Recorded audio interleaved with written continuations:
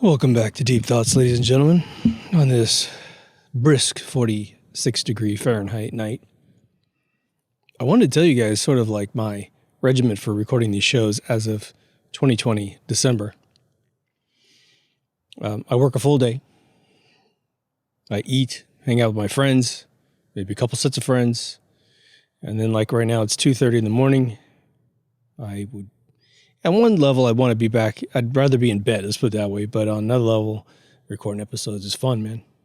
If I'm editing, it's that scenario, and then editing happens somewhere during the day around the work. So I apologize if any of you feel like I am not cranking them out fast enough. I have to do 100 per season, right? By the way, we're at 579 videos that have been created for this show. And there's a couple dozen that are retired, replaced. Show's been watched 59.5 years. Our viewership is through the roof in terms of consumed minutes. And like we're consuming minutes now faster than ever before, or at least maybe since like season 4, when things got really jacked up nicely. And our subs are like all over the place. Up, down, up, down, up, down. So today I want to impart on you something that's become a catchphrase with me for many years, at least a couple decades, if not 2.5 decades. It's a term that, as far as I know, I made up. There's no accolade there. I just want you to know I didn't plagiarize it from anyone else that I know of. And you've heard me say it maybe a couple times in all these episodes, but I use it a lot in my personal life and I use it a lot in my professional life. If you are a salesperson, whether you be an entrepreneur where you're always going to be your own salesperson or you specifically are a salesperson in some company, this phrase is very powerful if you can describe the concept very quickly and if you can drop it at the right time. It's sort of like the golf clap. When you hit it at the right time, oh my gosh. See, not another teen movie, if you don't mind. Very lewd humor. It's called the Battle of the Promises. We know that this is the way that the world has been seriously corrupted. The Robin Hood, steal from the rich and give to the poor archetype that is usually manufactured by the rich to trick the poor and less educated into believing that that's going to actually take place, that they're going to steal from themselves or their buddies and give it to you. All of the liberal celebrities who keep every penny pinched as hard as they possibly can while telling you, the normal person, to open up your doors to MS-13 murders. Because what could go wrong, right? But what is a promise? I want you to think about this for a split second, because what we do on this show, if you're new, is we slow down time so you can understand your brain a little bit better. Why do you like gambling? Why do you like anything that you're addicted to? Usually it all comes back to a little chemical called dopamine in your system, in your brain. That's why we like drugs. A promise can stimulate a dopamine drop. It feels good.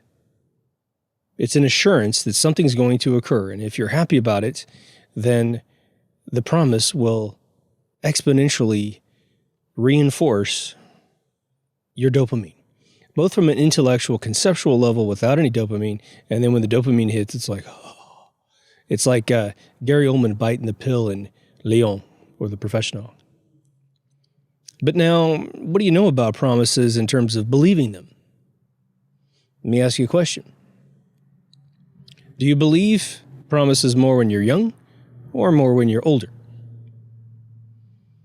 I'm going to put all my money on the younger you are, the more you believe promises. Promises are almost magical. They're almost like Disney cartoons, aren't they? And let's just look at the political atmosphere in the world right now. A bunch of kids want socialism because they've believed a bunch of promises from people that have never lived in it themselves, never implemented it.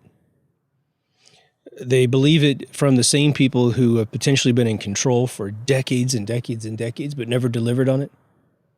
It's like Maxine Waters coming back to hold her nose as she visits her county because she's so much better than everybody else and promising them reparations. Well, her dude was just in charge for 8 years, who's half black, and he never delivered reparations. I don't even remember it ever being discussed. Lies, lies, lies. But those are the sort of the basic fundamentals of your personal experiences with liars who promise, with your susceptibility to promises, and your chemical reaction to promises. Now, if someone says, I promise I'm going to get back at you, you're not going to have a dopamine drop, of course. Hopefully you're not in a situation where that becomes something that you hear in your life. But what is the professional version that I guaranteed you at the beginning? At least I'm guaranteeing it now. If you've ever been into a business where you're going out and having to assure a client that you're going to perform on time, on budget, no excuses, and then you don't have any competition, well, then they're kind of like, well, you're the only one that does this, so I guess I got to hire you. But when you have competition, which is nearly always the case, especially as the internet gets bigger and bigger, you will undoubtedly run into a scenario where you're having a discussion. And someone will say, well, we talked to the competition, and they said they would do a little bit more, usually, not a lot more. Sometimes a lot more, but doesn't usually happen that much. But they'll do it for a little bit cheaper, and they'll do a little bit more. And so why should I do business with you?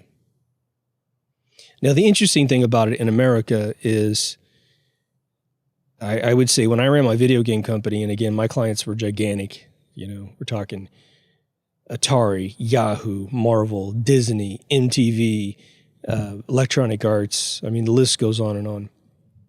I'm the chief negotiator. I'm the dude closing the deal in front of everybody else.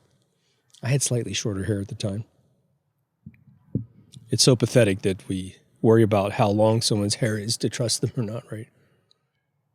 But I would get this promise thing where someone had promised the client more than we had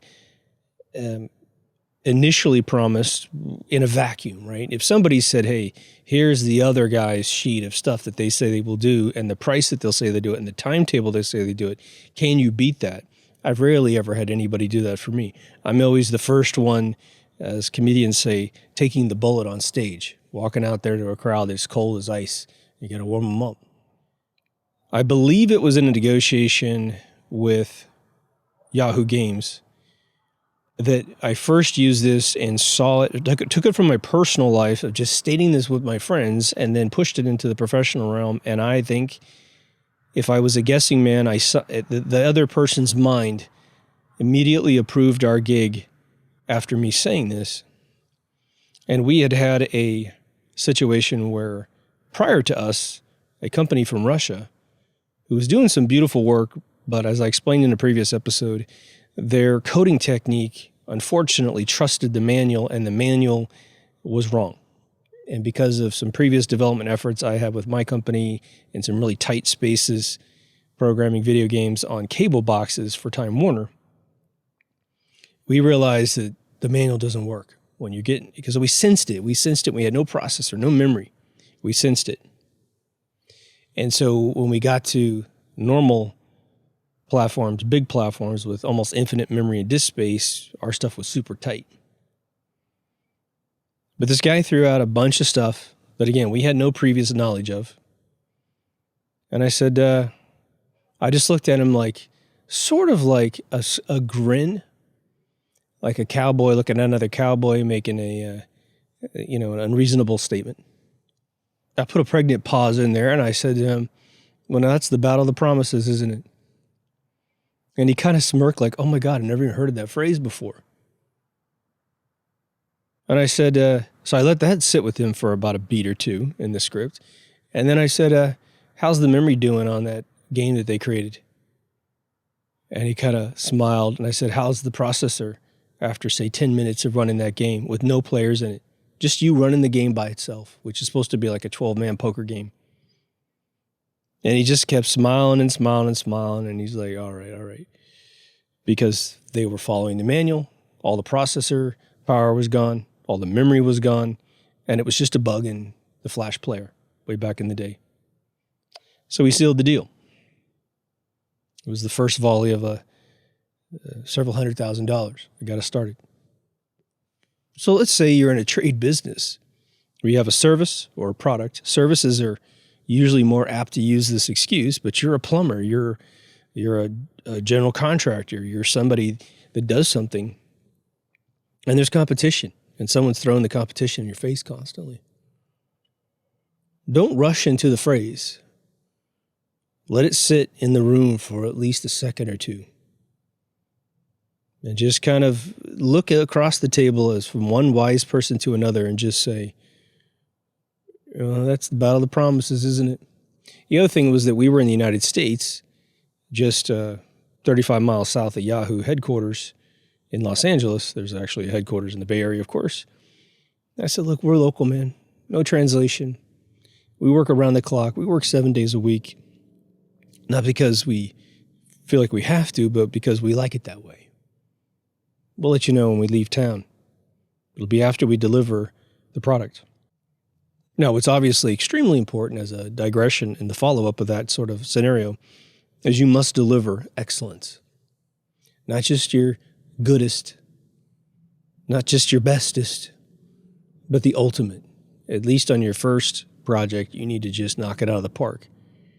And we actually created something so incredible that after we delivered it to the client, a producer was able to relaunch the product skinned in a completely different franchise that they had access to, which I believe was the Da Vinci Code at the time, without calling us one time. And so the dude was able to go into his boss and say, you know what, man, we didn't even ask for this. And I was able to skin the whole product without any deep code knowledge, just replacing images using this configuration file. And we got 2 products for 1. In fact, we can do this 1,000,000 times if you want. And then, of course, Google infiltrated Yahoo, and they lost their CEO, who destroyed everything. But this battle of the promises is starting to tear up the world. Before this 2020 incident, there was a group of people in Paris that had rioted demonstrated, I should say. I shouldn't say riot. They demonstrated peacefully, for the most part, for a year. It was really causing Macron a lot of problems over there. I'm sure he loves the situation this year. There's so many birds are killing with this situation. It is astounding how brilliant they are in sort of doing a Ned Niederlander shot, you know. I put all these little Easter eggs for you guys. Like, Ned Niederlander, who the hell's that? And some of you were like, Ned Niederlander, he said it. Oh, my God. But why were they demonstrating over there? They were demonstrating because all the promises of universal income wasn't working out. In America, approximately 12 years ago, we were fed a huge line of crapola about this medical system that was going to be free. This medical system that was going to cover everybody. This medical system that was going to be affordable. In fact, they even put the word affordable inside the name of the act, A-C-T. Within a year, every single person knew they had been completely duped. The only people that seemed to not have any complaints are either those that were completely healthy and had lots of money to pay for these gigantic premiums, or people that were sick who had plenty of money to pay the gigantic premiums. A promise that was always a lie. Every time the President of the United States for 8 years talked about this thing, he was lying every single time. Try to find a statement that was true, and you won't be able to do it. And yet, supposedly, they want you to believe that there's a huge group of people still following this party. When apparently there was a big rally, or I guess an appearance by the person who is never going to be President of the United States, and 15 people showed up. Oh, but he had a record outcome in this recent event in the United States. There's also the personal act that we've all done in our lifetimes where we are being, I think, irresponsibly held accountable for the future by someone saying, well, can you do this? Can you get it done? Could be in a personal sense, could be in a business sense. But if you live on the cutting edge of technology, like I've done several times with my companies, there are situations where you have to simply say, well, no one in the world has ever done this, so we're going to do the very best that we have. And if you need me to outline all of the variables that we understand and the technologies that would allow us to get from point A to point B, more than happy to chew your ear off for days on end. You know I can do it, right? But sometimes people will want the unreasonable outcome. And not because they're being mean whatsoever. They're not being unreasonable. It's just something that's been typically capable of being committed to in every other type of business model. I'm going to give an example in a second here. So they're used to it. They're used to being able to ask, and then it's all just meat and potatoes kind of stuff. And then when they reach way out of typical reality, they get confused. Now, those technical people and creative people that know me in the Bay Area or Hollywood, or if they live in some other place because I met them in those other two regions, they know that I'm like a black ops guy. You call me to get stuff done that has never been done before. And I mean ever. And usually, I don't think I've been stumped yet. So because of that reputation that I've had for years, I mean, probably 3 decades, I got a phone call once, and for the OG listeners, this is a bit of a repeat, but it's been a long time. But I'm just going to go at it from this specific perspective of the issue. I had an associate of LL Cool J call me in, I think, 2009 and say, look, this dude's been trying to create an online music studio where multiple people can work online to create a song. I mean, if he had done it for this year, he got rid of the product eventually. I mean, it would have been perfect this year. And there are some products that can do it now, but they don't do it the way that we wanted it to occur. So I get this phone call, I get some assets, I create a presentation, I draw an interface, I go partying with my friend Jessica Chobot and drank too much. And then I came home, finished the presentation, went to bed for 3 hours, woke up, went to the Four Seasons Hotel, sat in this lobby for probably 30 seconds before one of his business managers who contacted me came in to get me. Now, having been a fan of his in my youth, it was pretty surreal. I walk in this room, it's his music manager on the right, or his acting agency's manager or whatever, and then this other kind of business dude on the left, and me. Gave him the presentation, blew his mind. He said, man, this is exactly what I've been looking for. But it was just a bunch of promises. Now, what we didn't talk about in the middle of this presentation was to the extent he wanted this music studio to work. So I go back home. About a week later, I'm at Disneyland with my kid. We just walked in the front door, and my phone rings, and I'm like, oh, hello? And they were like, yeah, are you ready to talk to Cool J? And I'm like, oh, my God, I'm just walked into Disneyland, and it was sort of during the day on a Friday.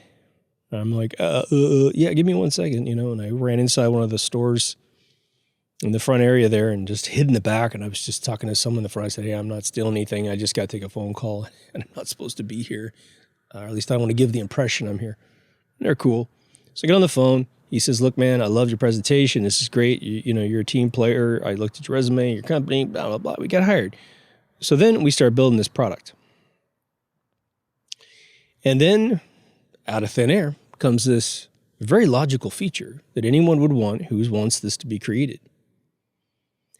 His end goal, he knew he wasn't going to get this right off the bat. We got the prototype done in 45 days. I mixed a song across the United States, which was awesome. But he wanted a group of people to be able to harmonize in 3 different locations, or however many, at the same exact time. So they could hear each other at the same exact time, no matter where they were on planet Earth.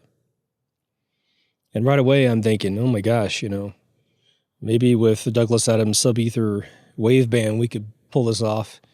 But with current technology, internet speeds, all the choke points across the United States, interruptions in flow. I mean, gosh, you could have it pretty well set up, but someone downloads some big file in that particular location, and it just couldn't work.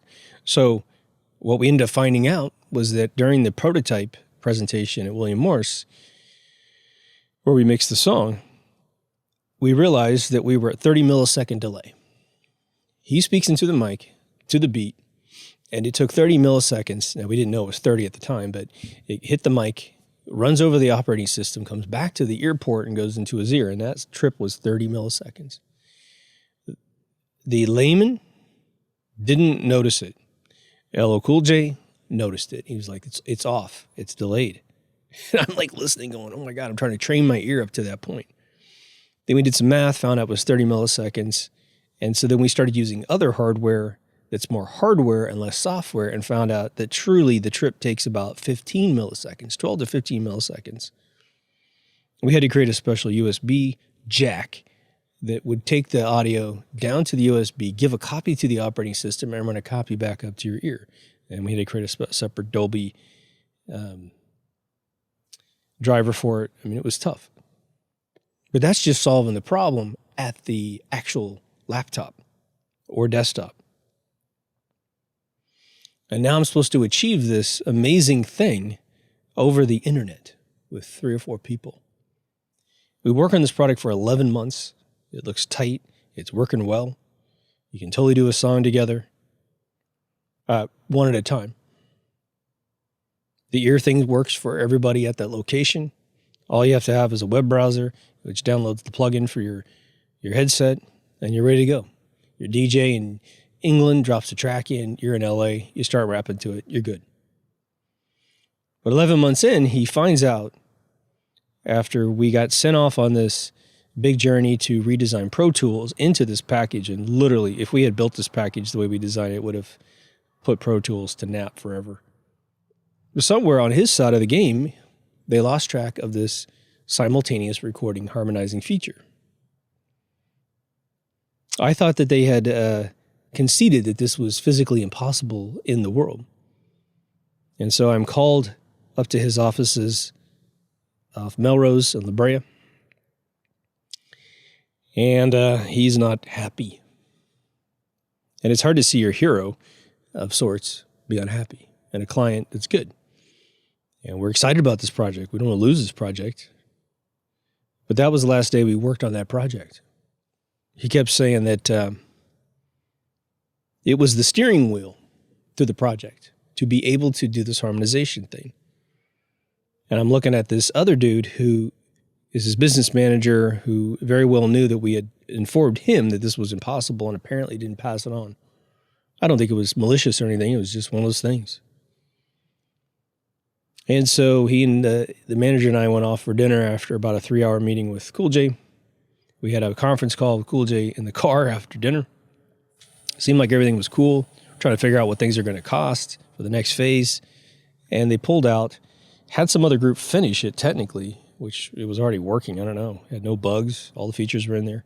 But they went and got some sponsors, and it became a laptop you could buy from Vios, sponsored by Adobe.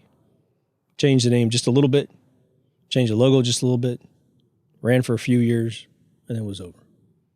So it's one of these situations where sometimes people want to hear promises, and they don't hear that you don't promise because they don't want to hear that. And so they block it out. And that's the moral of that story. We made it clear that the speed of light would be necessary to achieve remotely that ability. And now in the last 4 months, I was actually consulting on a project where they're trying to essentially throw some networks across the United States that might be able to achieve this using some dark fiber stuff. I still think that the routers that move the packets around are going to prevent this from occurring, but they're trying to get it as close as possible. So some guys have written a white paper, basically a conceptual paper, that this might actually be possible. Used for all kinds of different things.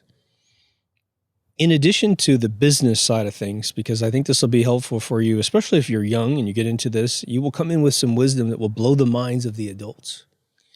If you are an adult trying to maintain your business and grow your business, this will also be, I think, valuable to you. And a lot of you know what I'm about to say, even though I haven't alluded to it just yet. There's nothing more powerful in the world than setting an expectation correctly. It's a phenomenon. It's really, really strange. You will meet with someone about a particular project where promises are going to fly back and forth. You may never utter the word promise, but a commitment will always be interpreted as, well, you said, ... When you're a young business person, you're really, really super duper excited about gaining your first deal, and you're almost at the level of immaturity to say, and I've been there, is why I'm saying this, yeah, totally, yeah. And you think in your head, there's 1 in a million chance that will work, but yeah. Luckily, I've been able to deliver. But in that first session you have with someone, you have someone chomping at the bit on the other side, wanting to hear what they want to hear. They want to hear it out of your mouth, and you want to tell them because you want to please someone, usually.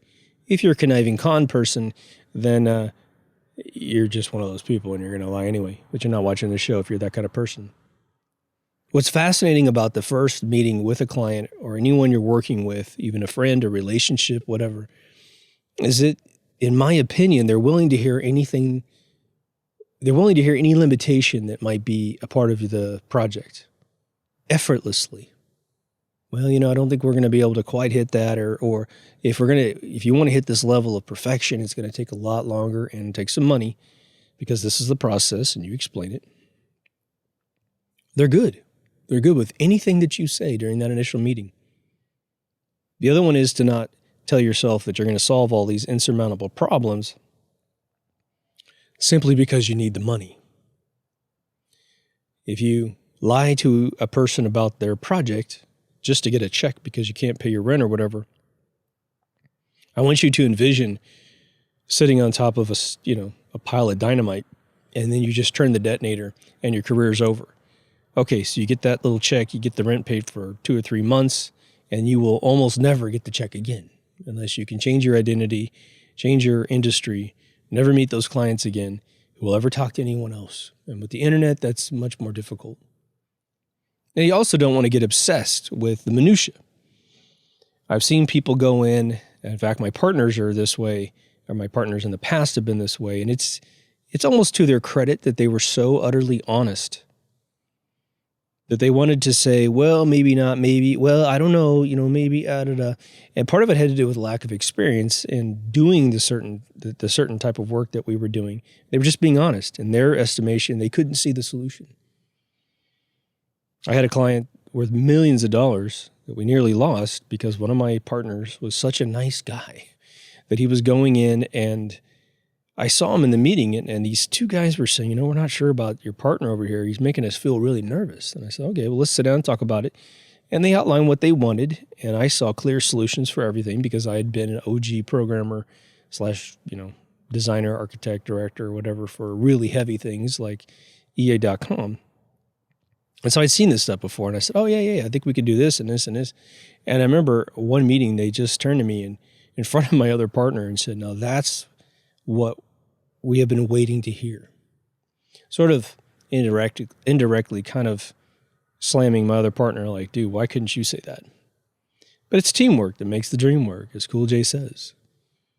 Now, the more sinister and negative version of this is what I alluded to earlier, which is that the youth of the world will believe a government body until they are eternally poisoned, fatally poisoned.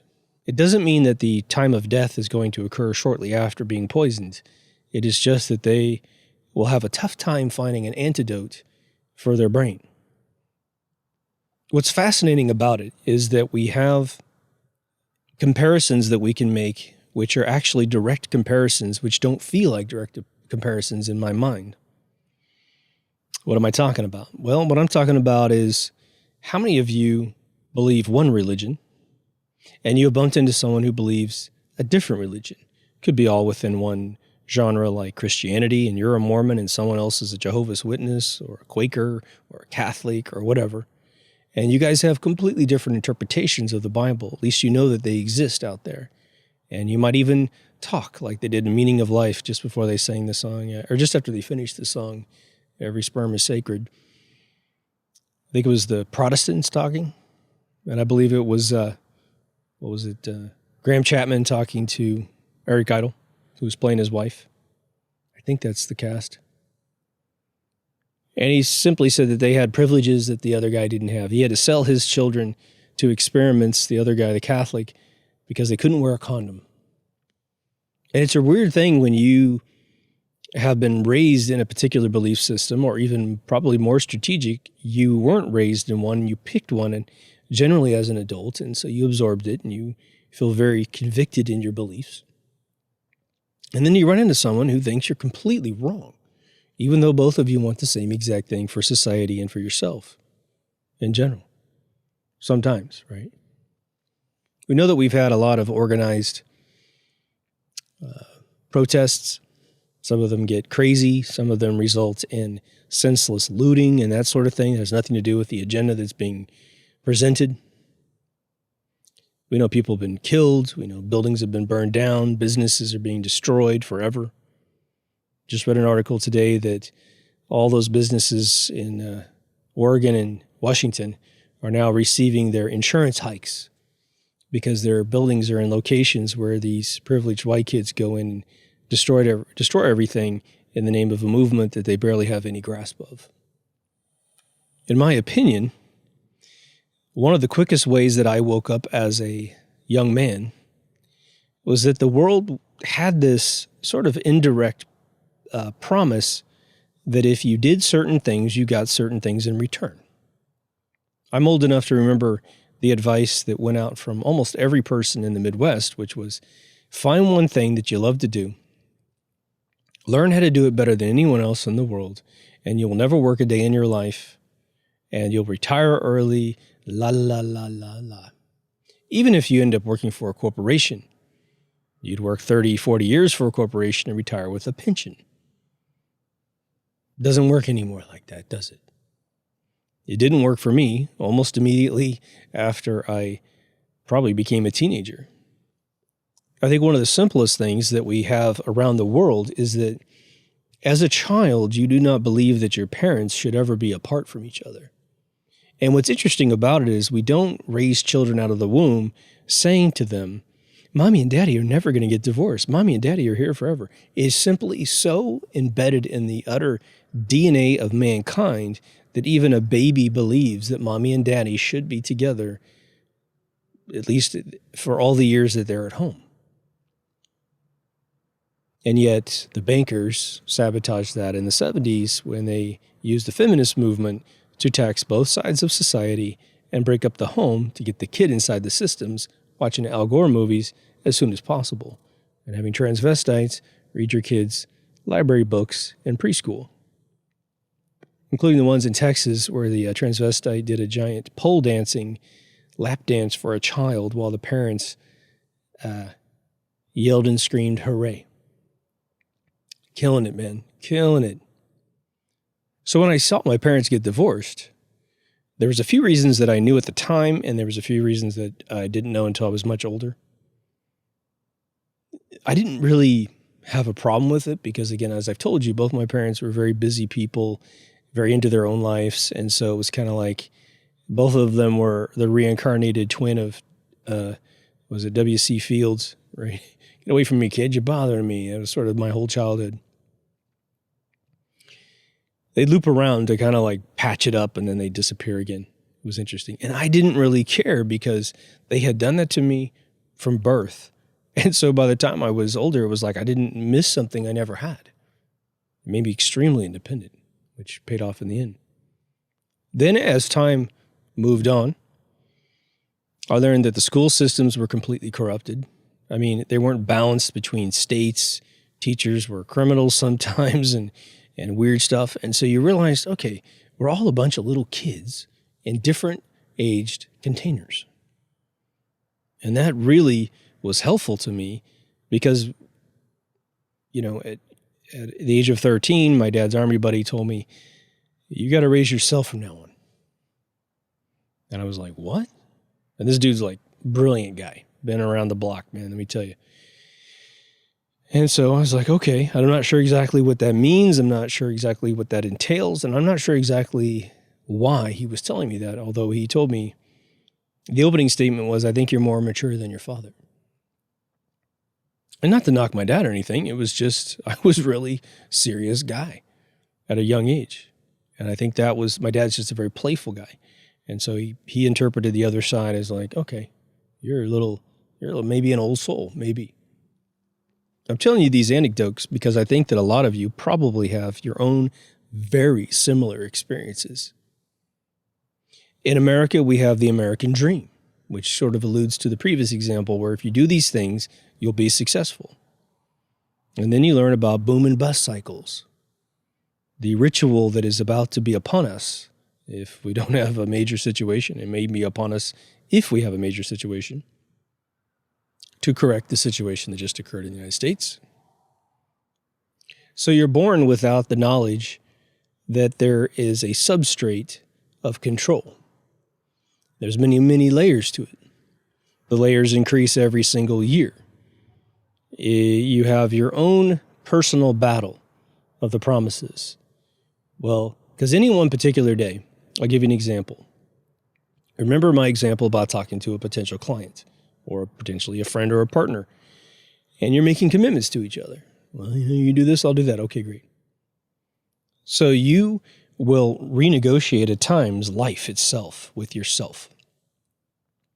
You wish there was a place you could go to simply say, I'm tired of the grind. I'm tired of doing as visibly everything I can do right, treating people well, being gracious, being giving, both emotionally and financially. You sacrifice, and you're waiting for that energy to come back to you.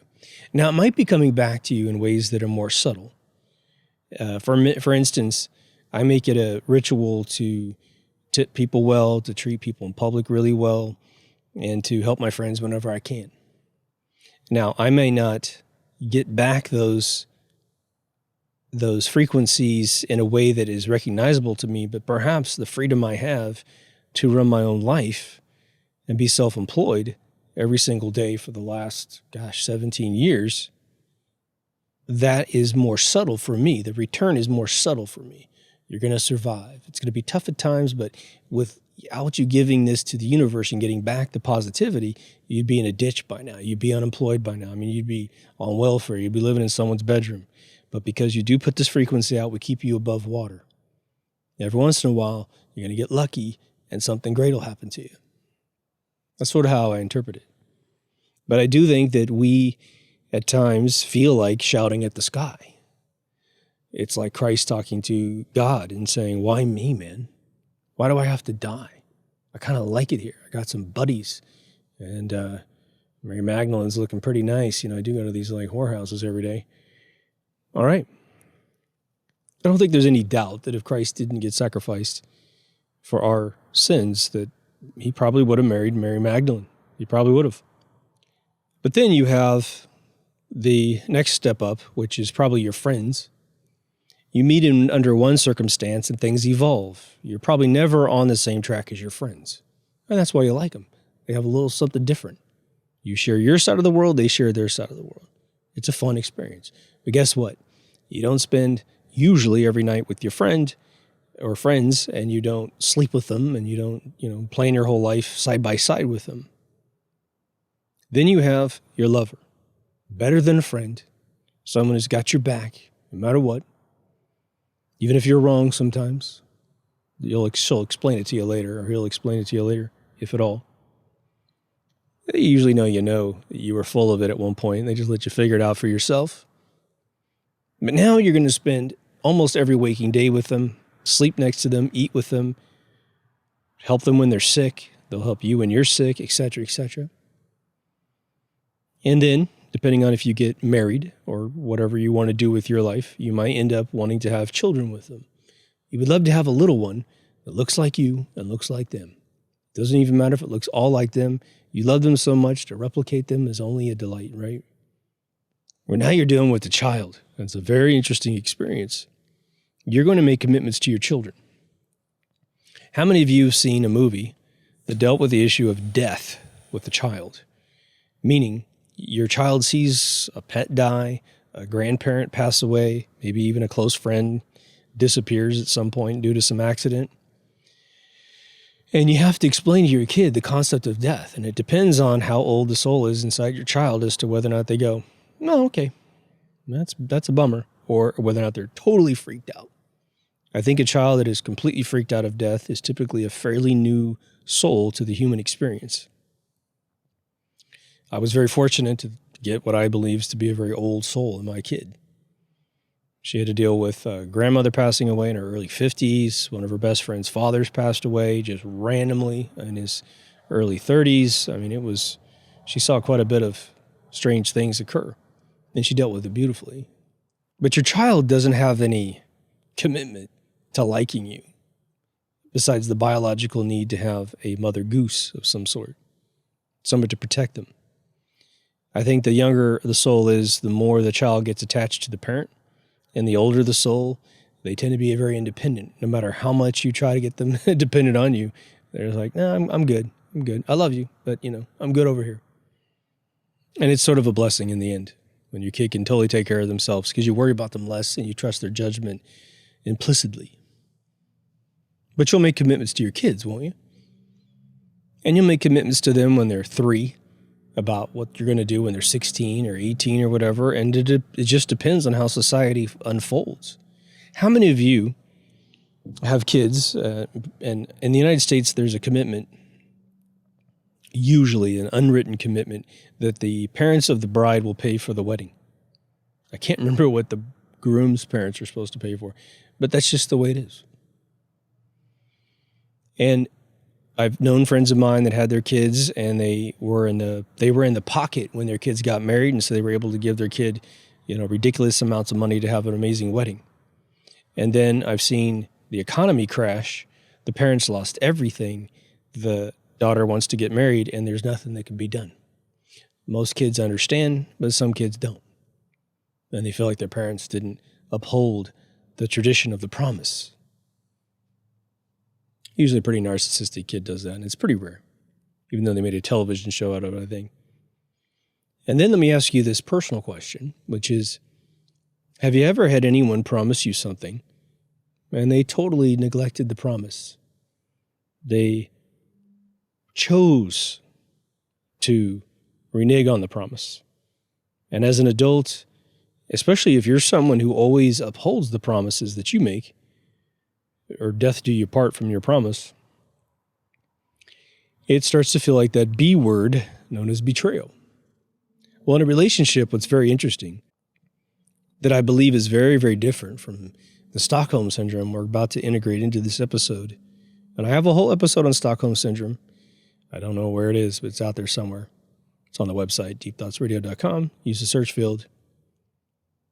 When a government lies to you, especially your political party, there's a fascinating thing about that.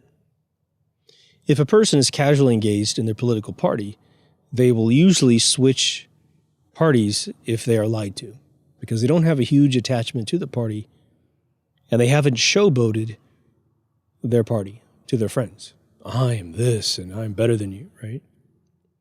When a person does the inverse, they showboat the fact that they're a particular party or they're part of a particular movement, and then they realize that movement is actually against them and not for them. A lot of them slip into what we call Stockholm Syndrome. Now, for those of you who don't know what that means, it means that you have fallen in love with your captor. And Stockholm Syndrome is something that is usually categorically the case when someone has been captured as a prisoner, whether it be child trafficking, human trafficking, or prisoner of war. You have no choice but to fall in love with your captor if you want to have a moment of peace in your soul. You will tell yourself that your captor actually technically cares about you. And you'll cannibalize very incidental things like, well, I'm still alive. They bring me food, even if the food's horrible. It's insane how far it can go. Torture can be actually interpreted as a positive and not a negative. Some people will think, well, I must be a bad person. This is why this is happening to me. So thankfully, this person is punishing me for whatever I've done wrong. They must be smarter than me because they captured me. They're dominating me. And so I just need to take it. There's a whole bunch of this going on right now because there's a whole bunch of parties that have lied to their people. Now, there's another factor involved with this when it comes to the technical theme of breaking a promise, because that's what these individuals find out with a lot of these parties. Now, I did an episode quite some time ago where I mentioned that I had watched a series of videos, probably 12 videos, an hour apiece, roughly 45 minutes to an hour with commercial breaks, I guess, although the commercials had all been cut out. And it was a series on TV about how third world countries are dealing with the toxicity of corporations in their backyards, as well as trash disposal for each and every country in the world, and how people pick the trash to find food, to find electronics, to find copper and various elements that will sell, gold, all that kind of stuff. And inside this, there was a point where they interviewed a gentleman who broke down the mental mechanics of a human being that has been completely depleted of what they need. And they drew a very interesting snake eating its tail correlation with this process. What they said was that the rich in the world waste resources because they can. They destroy the world because they can. We see it every day, don't we?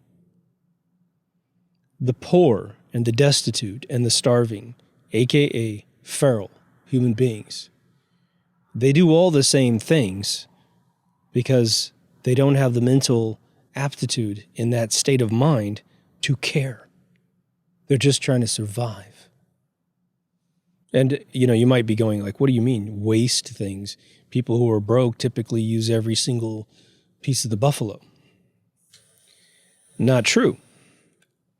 I saw one of the documentaries about I believe it was the Romanians in Russia, and it was just a small group of Romanians, probably 50 to 60 of them, not sure what the count was.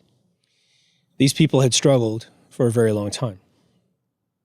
So the state continually attempted to upgrade their worlds, move them out of ditches and ghettos, and they got a bunch of really nice subway cars and built the mountainside with homes and all this other stuff and put them all together in this one lot, kind of like a sanctuary city.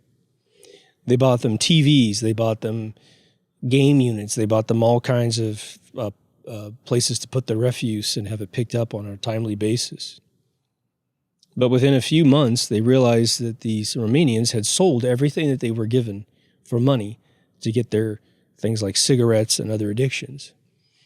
The trash containers that were dropped off were then also sold, and they threw all the trash into this hillside down to this ditch. Okay, it's simply because that group of people lacks the bigger picture. Instead of grabbing them and educating them and really treating them to the world as it exists, they left them in an uneducated, poverty-stricken state and then gave them things to try and put a button on it. And in this documentary, which was very interesting, they had a Romanian doctor who had grown up in those type of ghettos, who had become an amazing man. And they asked the guy, they said, well, what do we do? The town had spent $6 million on this tiny group of people in about 10 years. And I know that and that's a ton of money. I mean, like any one of us with $6 million could last easily.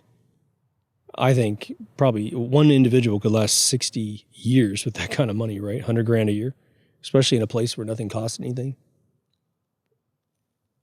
The guy just shook his head. He's like, I don't know.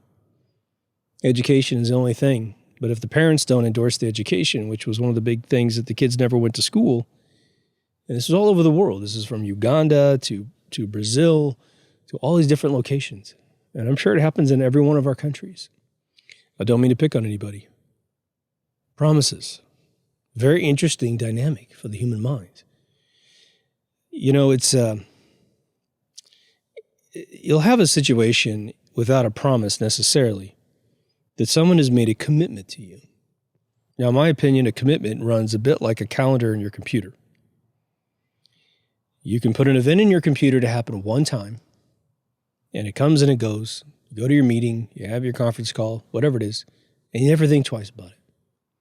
When you sign up to a think tank, which I've done several times, you have a weekly meeting at least. If you're on the board of directors of the think tank, then you'll meet with the board 2 or 3 times, while not with the major group, organizing what's going to be talked about, moving, the marker forward. It's that repetitive, ongoing commitment that's very similar to the formula of the Garden of Eden. The problem with the Garden of Eden as a story, as I've mentioned a few times, is that you essentially have 2 people that are imperfect put in a perfect place with one perfect rule. Because a rule is perfect, isn't it? God says, don't eat the apple from the tree. Everything else in this Willy Wonka factory you can suck down every single day. Just don't eat the apple. Well, they also weren't said to have any age limits, and so Adam and Eve were going to live forever. And my side analogy for this is a pool table. You have a ball, a cue ball, and that's it. And you try to line up the cue ball such that you can hit it. It will go around the bumpers on the edge forever and never go in one of the 6 pockets. I think you can talk to any pool parlor person and you'll probably find out that's really tough to do. If there's the slightest imperfection in the ball, slightest imperfection in the felt, the slate, the wood that this felt is on the edges, that ball will change its trajectory, change its directory, CD home. At some point, it will go in one of the pockets, eventually. Might take 1,000 years, but it'll make it in there. So to have God suddenly blow his top the second that Eve eats the apple would have to be a much bigger plan to teach them the before and after or something. And of course, the story demonizes women, which is why, if nothing else, I categorically reject it.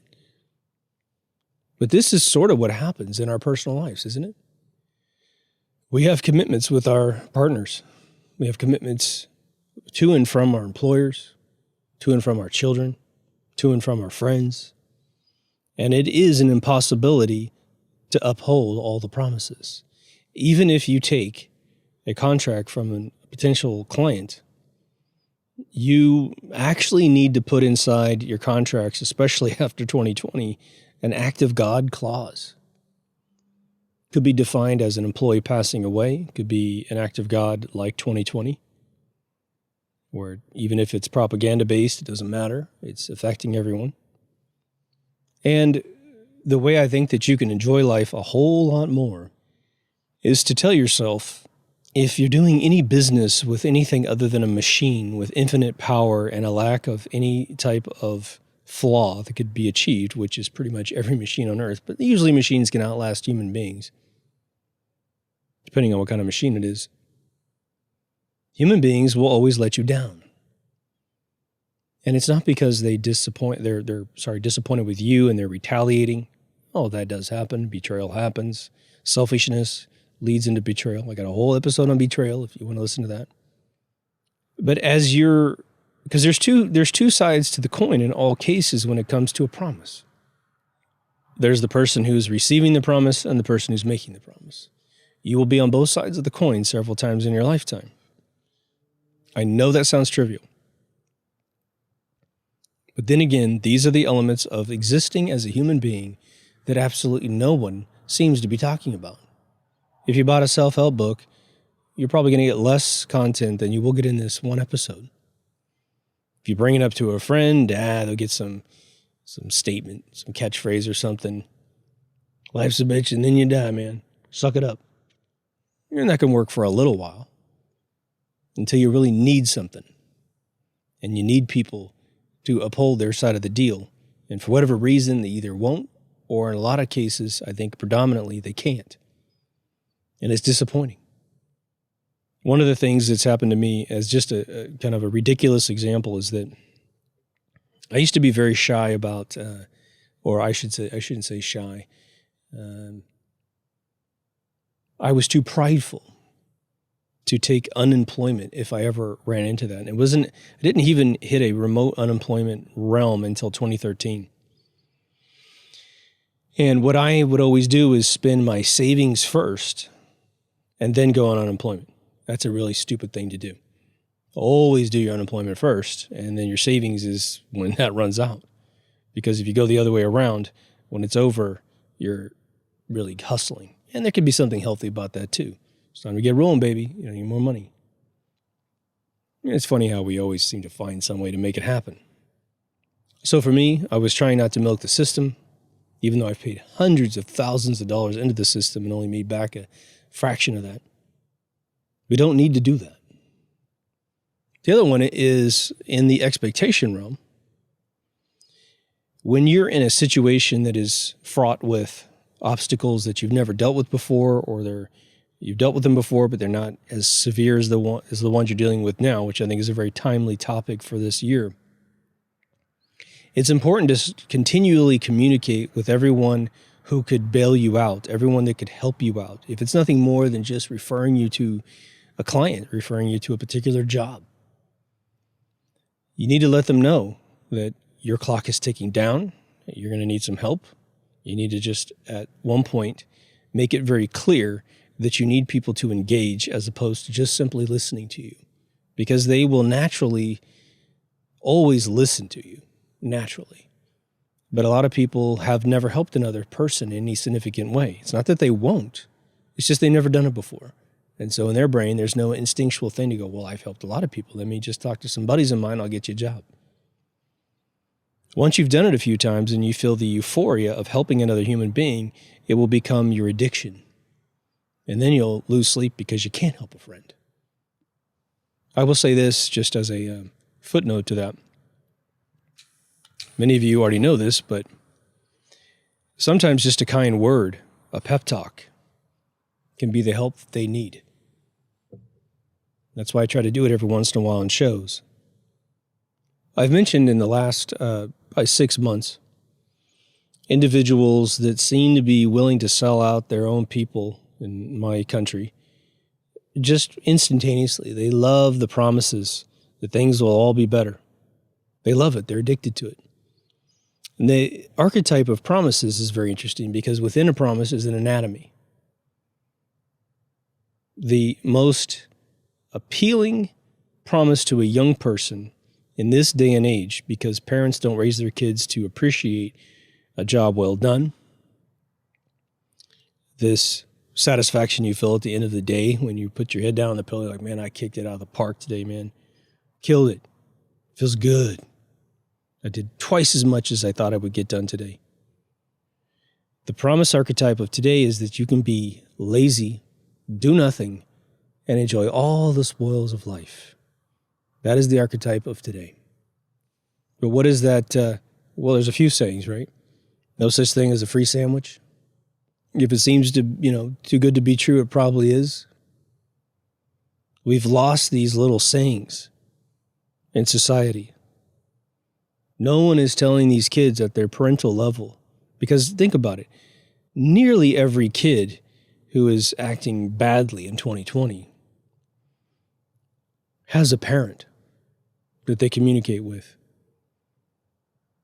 a friend they communicate with who's potentially older than them and has this knowledge within them, but they forget to say it. And so this idea of like, oh, come on, man, just come out there and help us destroy all these buildings and burn these things down. We'll kill anybody who doesn't like what we say. Because in the end, we won't have to work. We're going to get this universal income. Dude, I got it all planned out, $1,200 a month. I can live in this shack, never work, never have any self-respect, never accomplish anything in my entire life. Yeah, we'll get fat. We'll play video games, smoke dope, be awesome. That has been the archetype of how almost every nefarious thing has ever been introduced into legislation. Now, we also know that there's the stealth methodology of using a promise to move something into legality that is very bad for everybody. Examples.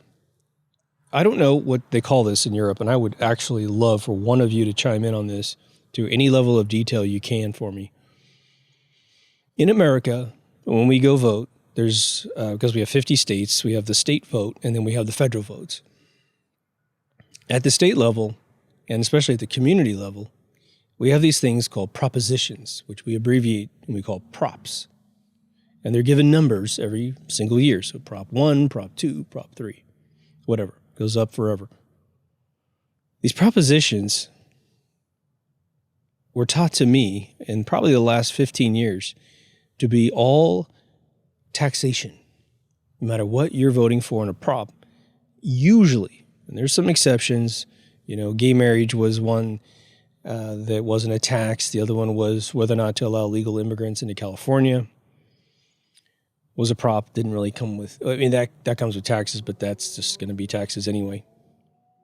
But they will write the text of a proposition to read like the biggest promise you've ever heard in your life of just the euphoric existence. If you can just make this thing happen, it's going to benefit every human being on planet Earth. Hell, it could be a proposition stated strictly for California citizens, and they'll try to convince you that the other 49 states are going to benefit from it.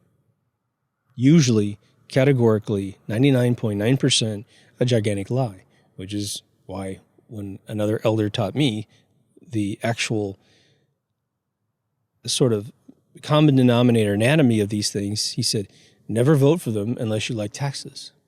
And so from that point forward, I've always marked them no. And the interesting thing is every time one passes, in fact, there was one in California that was aimed at increasing the taxes on car gasoline. I don't believe, I was at a restaurant and these two girls who were in their 20s, very SJW kind of girls, were talking to each other. And they were disillusioned afterwards because they said, oh my God, that made my car registration go up. It didn't actually make my gas go up. Car registration in California starts at 10% the value of the car. Just do your math, man. It's huge. But it goes down a lot every year.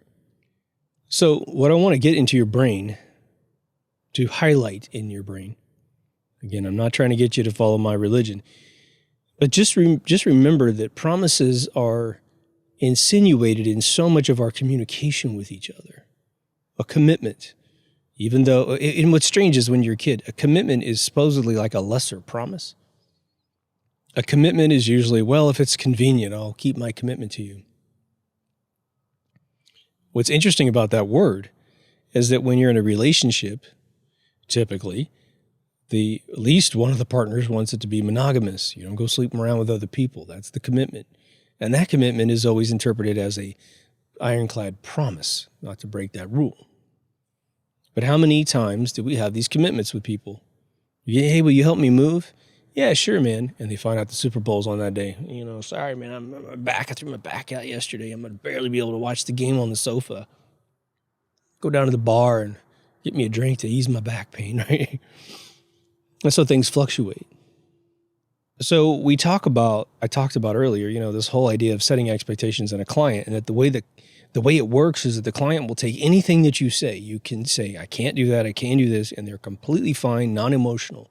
But the second you sign the contract, and it's in the list of milestones and the definitions of complete, which is very important to put in a contract, so you can not argue with your client about what is complete. They will blow a top if anything goes different than what you set as an expectation. Okay, well now let's point that at ourselves. How many times have you heard some sort of motivational speaker sort of talk about you and yourself being a contract between yourself and yourself? A lot of times when you're young, and again, I'm going to share this with you again because it was very, very handy to me as a young man. I was 17 years old, sitting in my grandmother's basement, and I decided to record a cassette to myself about what I wanted to achieve in the next year as I moved to California and started my life. I got very fortunate to exceed by several orders of magnitude everything that I had said I wanted to do on this cassette. So the very next year I made another one. And I talked about everything. There's two halves to the cassette. Recap everything that you did to reassure yourself that you did just blow away your expectations for the previous year. Maybe even reference the previous tape and say, man, I only thought I was going to do this and I did this. And then to very strategically and logically and realistically commit to your future 12 months. And I must have kept this going for at least a decade before I stopped. It was extremely handy in being successful. And what it does is every day that you're alive for the next 12 months, you're thinking subconsciously, if not consciously, about your commitments to yourself. And so when you feel like being lazy, you kick yourself in the butt because you told yourself this was your goal. I've contemplated starting it again. It's one of these things, though, when you work every day of your life because you love it, you kind of vacillate as to whether or not that's important. And I think it is. I think I've actually short-sold myself in convincing myself that that was no longer a useful utility. And, I bought like 2-hour cassettes at one point. Now I guess it's MP3s, right? It's in your phone, it goes. Now, what's interesting about a promise that you might not be able to keep with yourself is that you know yourself better than anyone else, right? Typically. And so you will be able to reconcile with yourself why you didn't achieve it completely, or maybe how you blew it away. It's not important to really talk about you exceeding your expectations because that's just good news, right? It's when you can't quite achieve what you wanted to, that you need a mechanism to deal with your own inability to keep a promise with yourself. So here's the strategy I want to give you just in case this is helpful. The real question, in my opinion, as you get older, because typically your promises get more complex. When I was moving to California, I was literally saying in that first cassette when I was 17, I'm willing to live in my car if I can't afford a place until I get a job and can afford my own place. Now, I never had to do that, not one day, but I was ready, 100%. Plus, I had bench seats, so it was great. But what you ask yourself about a particular goal is to say, one, first and foremost, do I still want that goal? Maybe a year ago it seemed like the best thing in the world and you discovered that it wasn't what you really wanted. But sometimes that is the greatest accomplishment in the world. And I've used the example several times on the show that you may want like a fancy car. And then you get a fancy car or you see your friend dealing with the repairs of a fancy car. And you're like, man, I'm glad I'm not that dude. So sometimes you will dismiss your objectives in your life. And that can be one of the most rewarding, enlightening, weightlifting off your chest experiences you can ever find. Because you met yourself a little bit better, didn't you? But for the ones that you still want that you haven't completed, the question is the following. Did you move the ball forward at all in those realms? Did you get a little closer to that goal? Because that's something else. Now, it could be, if we just chronologically track it, you had a 12-month goal to get something done. For the first 3 months, you were moving the ball forward, but for the last 9 months, you didn't. And so you're disappointed with yourself at the end of the year because you're like, geez, I gave up on that particular goal, and there's no reason why I should. It's still what I want. In fact, the 3 months that I did move the ball forward in that particular area, I enjoyed every minute of it. And then you need to be really realistic with yourself. Don't beat yourself up too much because you don't deserve that. You recommit, and you go back in. And always remember, and don't use this as a crutch too much, but it is a reality. Life happens, man. I had a bunch of goals for 2020 that were 100% on track, including selling one of my first films. Totally on track. Now, we've had some progress in that area, but it's slowed it down at least one more year. Sort of a bummer. And now Hollywood is sort of on a hiatus in many of the film industries because no one has a place to release a film that's going to be majorly profitable. So now everyone's looking at lesser scripts, and thank God most of my stuff is fairly affordable to make. And so you can't create a situation where you can't win your own game.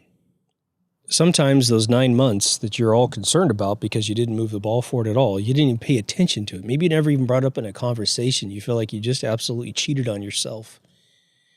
Sometimes the maturity and wisdom that you gained in the 9 months when you do recommit for the next year, it accelerates the process of getting the goal. And so in the end, you might say, you know what, I wouldn't even change a thing. I'm glad I took the 9 months off because of this and that. And even though at face value it looks like a very lazy practice, it actually gifted me with what I needed for the next year to actually get it done.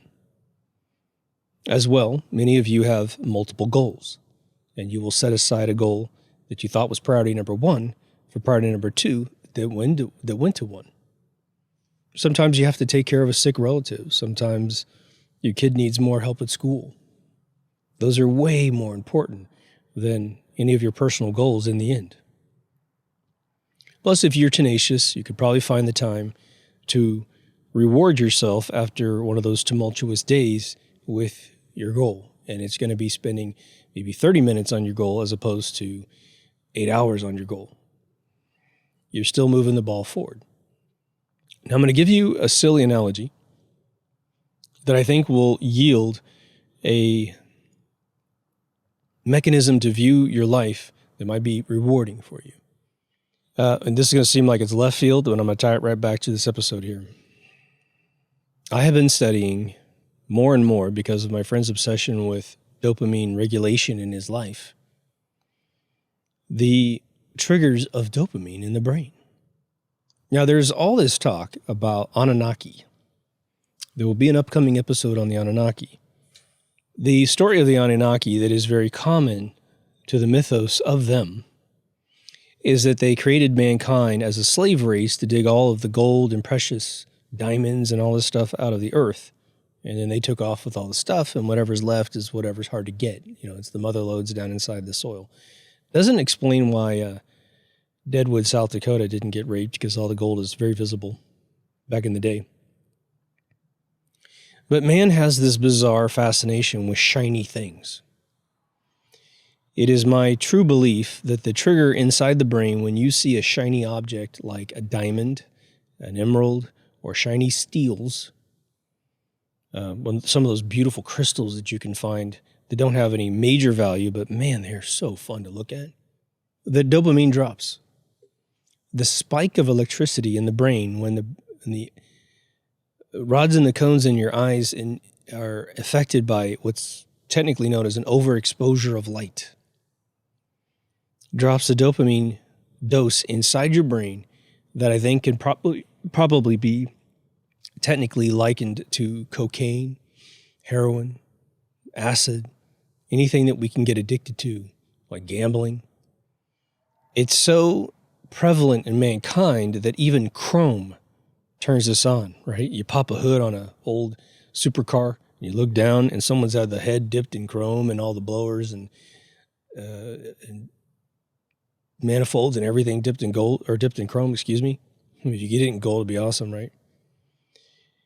We have this innate trigger in us. I want you to think about this little analogy in all of the aspects of life where you find yourself becoming delighted with something. I think a promise, just in the ritual of the promise between you and someone else, is that trigger. And I think those that make the promises either subconsciously have understood this, or more threateningly so, consciously know that a promise makes gullible people, aka young people, feel very euphoric, and they think that you're a miracle worker. Why do you think people like the Bible or any other tome of religion? Because it's a bunch of promises that if you follow this code, a bunch of great things are going to happen to you. And even though life might get really bad, you just get your Bible out and you read that, okay, when it's all over, I get to go to heaven. Promise, promise, promise. And okay, good, boom. Life sucks, but whatever. Don't need to fix it because I'm just going to die eventually and I'll go to this better place. We got to be careful with those things. If you want control over your mind, then I do think we have to police our dopamine drops. We look at our telephones constantly for dopamine drops. Do I have notifications in my social media? Dopamine, dopamine, dopamine, dopamine. Pornographic material. Oh my God, you could be addicted to your spouse when you're young. I come up from an age before porn was like on every single device in the world if you wanted it to be. And now I see kids get totally addicted to crazy stuff. There's snuff channels out there where you get to see all the Brazilian teenagers kill each other for food, for money, because it's rare. Well, there's kids in America that have everything they could ever want, addicted to watching these kids kill each other. It's crazy. They're now associating, this is what's also important about dopamine. If dopamine ever drops, ever in your mind, ever, it doesn't matter if you're watching a Jeffrey Epstein snuff video over at Richard Branson's house, you could get addicted to it. The negative can be an addiction. One of the things that someone else told me, and I've been repeating it on the show, is television shows that get you to worship the bad guys. There'll be movies. I love this director very much, Guy Ritchie. He'll make an entire movie about 3 groups of criminals conducting all kinds of crimes and killing each other and stabbing each other. And in the end, we're rooting for the bad guys. Tarantino films, you're usually rooting for the bad guy. Killers. How many of us get, goosebumps when you hear Samuel L. Jackson read Tarantino dialogue, prose? And you're like, oh my God. And you get done with it and you're like, oh, I want to be a badass because I'm addicted to this. I want to be responsible for creating these events. And then you get to become a gangbanger until you wake up and you realize, oh my God, I've lost half my friends, some of my family, and I've been shot and paralyzed from the waist down. Who's winning? It ain't you, man. It's not them. It's those who control the world. So the more we control ourselves, in my opinion, the more we get to have the world that we deserve. And there's a lot of us adults in this 2020 era watching these, unfortunately, dopamine-addicted kids worship their demise. And some of us are saying, well, you know what? Usually I would say you get what you deserve, but the problem is they're trying to change your world too. The name of the game is someone else controlling your life. Wear this thing over your face. Take this shot of stuff in your arm. Don't ever work in a place that you love. Imagine the social credit system coming to your country. It's bad. Super bad. So, in our own little influence of the world, since we can still control, in many areas of the world, predominantly, our own sphere of influence, we want to make sure we're not allowing this stuff in and reinforcing it so that we don't get what we want in the end. Because a lot of times this dopamine stuff is happening at a subliminal level. So you're losing control of your life and you don't realize you're losing control of your life until you wake up and it's not necessarily too late. But boy, digging yourself out of that ditch is going to be formidable. You're at the bottom of a well, and you're going to have to put your fingertips inside the bricks to get yourself out. We don't want that. We never want to fall down in the well. So anyway, let me know what you think about that one. This is one that I've had on my list since September of this year. And I think it'll let me scratch off a couple different topics I had on there. Anyway, I've been recording tons of episodes, so you will get them. Again, I binge record and then I binge edit. So you will get spurts of videos and then there'll be a little bit of a quietness. If a video is very well produced with a lot more pictures in it, it typically takes me a little bit longer, although I am speeding up the pipeline on that. How some of these guys create these amazing animated videos on YouTube. I mean, even 5-minute videos take these guys a week to edit, and it's remarkable. But we have very long formats, and so I've got a limited amount of stuff I can put in them before you guys will walk away because nothing's happening. But for the whole kit and caboodle, go to deepthoughtsradio.com. Please bookmark the website just in case we get moved around a little bit. The whole show is on BitChute.com. So if you haven't done yourself the favor, please go over to BitChute, create an account, find Deep Thoughts Radio. It's right there. I think the handle I'm using over there is just Deep Thoughts. Make sure you subscribe over there, just in case you won't miss a heartbeat, in case YouTube goes nuts. Again, I'm just going to repeat this for a few episodes. It'll seem strange later on in life if YouTube ceases to exist for us. But we are being gagged tremendously, and they're kicking you guys off every single day. And what's funny is you guys get kicked off, and then all of you come back. It's interesting. So one day I'll drop 5, and then at least 4 find out they've been unsubscribed and get back in. So make sure you're subscribed. Obviously, hit the bell if you want to have the notification. And again, we have a Patreon, which I want to mention early in the trailer here, in the bumper at the end. That gets you the episodes the second I upload them. This year, I'm going with more of a cerebral episode and then a more topical episode. And so usually I will let the cerebral one sit for about 24 hours before anyone else gets to see it, because I'm timing the really hot episode to go out either the same day or the day after. So if you want to watch these a little bit earlier than everyone else, that's your artery. $1 gets you the whole thing. But we have 2 video, 2 audio, a few social media. Only remastered season 1 on its own channel. We have a store, which is going to have more shirts in it here shortly. But we have 1 season 6 out there. Someone bought a few of the items, so I appreciate you guys. As far as supporting the show, we have Patreon, like I said, and PayPal. You could just send something direct. If for any reason you don't want your name in the credits forever, just let me know as you donate. Please don't put my name in the credits. Only have one person elect out of that. And so just let me know. Anyhow, take care of yourself and someone else, and I'll see you in the next Deep Thoughts. Over now.